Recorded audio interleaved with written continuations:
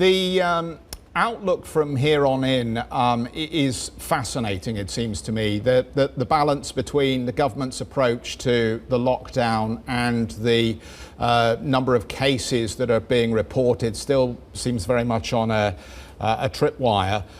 How do you feel you can do in this environment, given those challenges around the bricks and mortar and the digital channel offering?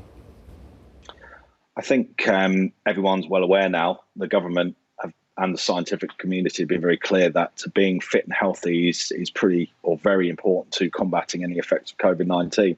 I think we all only have to look out the window to see people running, walking and biking all the time. So in that context, we feel we're pretty confident on certainly in the sporting goods market.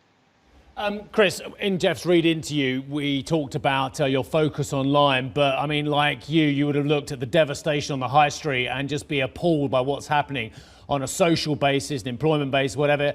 What are you guys doing to keep those jobs, keep those stores as well? Because I mean, you'll know better than I do. You go into a shopping centre these days, and there may well be still a Sports Direct in there, but it's a dead zone in a lot of these places. How can you keep those jobs alive? I mean, quite right.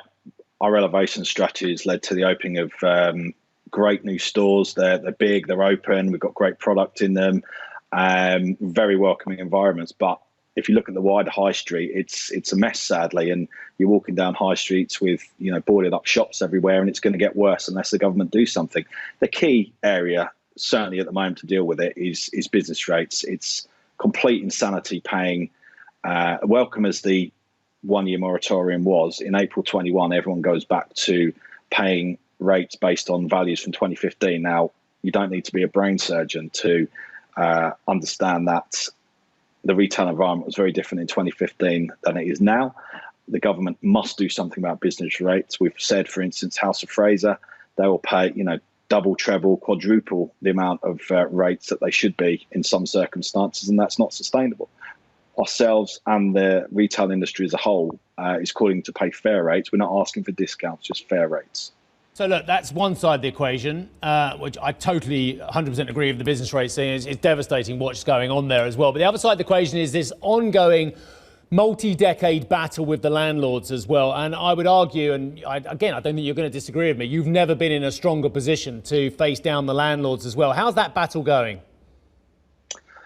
We don't see it as a battle. We like to work collaboratively with our landlord partners. Clearly, it's very difficult for them. It's very difficult for retail in general. And we all want to come to the right answer. It is a battle, isn't it, Chris? Let's be honest about it. We've seen Mike and Sports Direct especially and other retailers saying you have had us over a barrel with double-digit increases for years now. Now we are going to shift our premises out for good unless we get these better rates, aren't we? I know that obviously you are in negotiation on a constant basis with different landlords, but I mean, surely you're in a better position on that front than you've ever been. I can't talk for past battles, as you call them. We believe moving to turnover rents is a more fair basis in the current environment, and we're working very closely with our landlord partners. You've got to have the landlord and the retailer working in tandem for the high street to be a success.